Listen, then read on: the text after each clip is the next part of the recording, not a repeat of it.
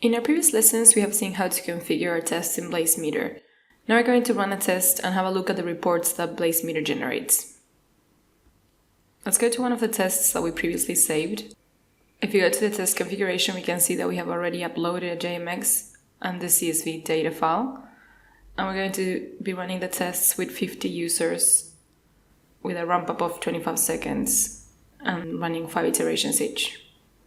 Let's save the test. We're going to run it from this location. Now let's start the test. It will show us the summary, and if everything is okay, we will launch the servers.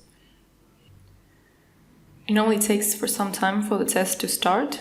Here it's telling us it's going to take around 2 to 4 minutes. This time our JMX file and the data will be downloaded to the servers and the engines will start. Let's take this time to have a look at JMeter's knowledge base, which we can access through here.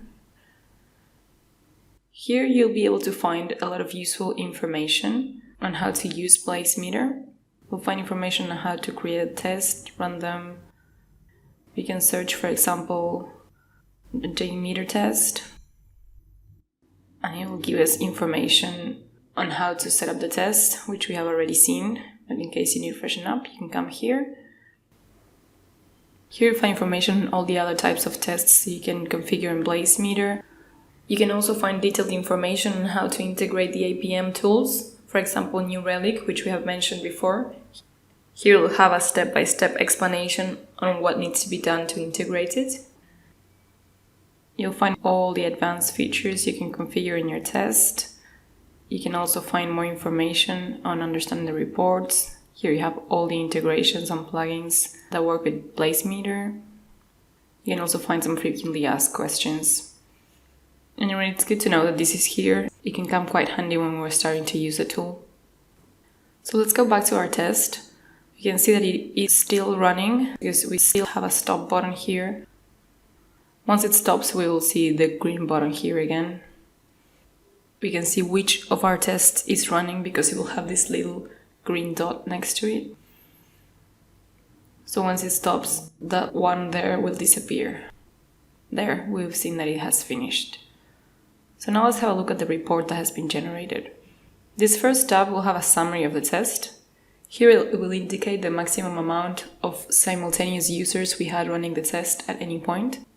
Then we have the average throughput, which indicates the number of requests that were generated per second, the error rate, the average response time, the 90th percentile of the response time, and the average bandwidth consumption in megabytes per second. Down here we have an overview of the test. We have the duration, the type of test that we were running, the location from which we run the test, the main response codes received, and the start time and end time. Then down here we have some graphs that show some key performance metrics. In this graph we can see the number of users versus the amount of hits per second versus the amount of errors through the test. Then we have this other graph that shows the response time against the amount of users, which will allow us to see how the load affects our response times. Moving on to the next tab, we have the timeline report. Here we'll be able to see different types of KPIs on the same graph. Now it is showing us the total amount of hits per second, the users, the errors, and the average response times. This is an interactive graph that we will be able to modify depending on what we wish to see. On the left side, we can select the KPIs. We can remove some KPIs and we can see them per label. In this case, for example, we will be able to see the response time for all these different requests throughout the test. Moving on to the next tab, we have the load report. Down here we have the KPIs that we can select to include in our graph. Here we can choose to see our graph in a second granularity, which allows us to see what happened on each instant. We can also see the information per labels. These will be the names that we gave our HTTP requests in our test. We can see all the labels that are available right here. We can also select down here if you want to see the minimum, the average, or the maximum response times. Going on to the next tab, we'll be able to see the aggregate report. This is exactly like the one that we see in JMeter. It will give us the amount of samples that were executed for each request, the average response times, the hits per second, and information about the bandwidth. If we wish to focus on a specific time interval of our test, we can select it up here, and the report will change in real time. If you go to the Monitoring tab, it will give us information of the JMeter consoles and engines while we are running the test. The main KPIs that we want to focus are the CPU and the memory. We'll want to make sure that the CPU values are lower than 80% and that the memory levels are under 70%. In our case, because we run a very short test, we won't be able to see a very big graph, but we can see right here that those values are under 30%, so we're okay. In this tab, we'll be able to see any errors found while running the test.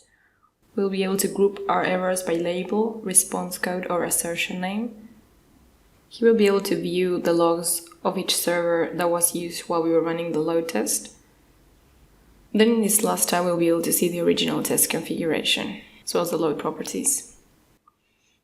Another very interesting functionality that Blazemeter has is the ability to compare reports.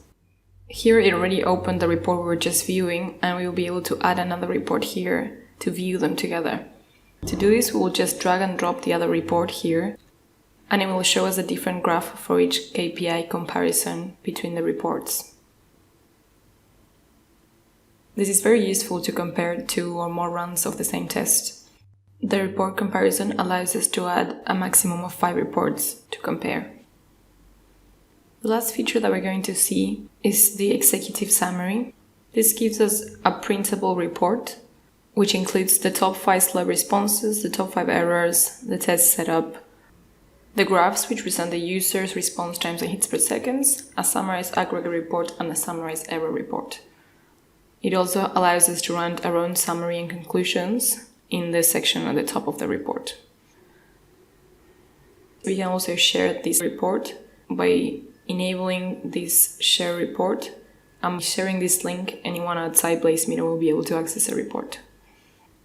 So we have covered all the main functionalities in Blazemeter, which will allow you to configure a test, run it, and analyze the results.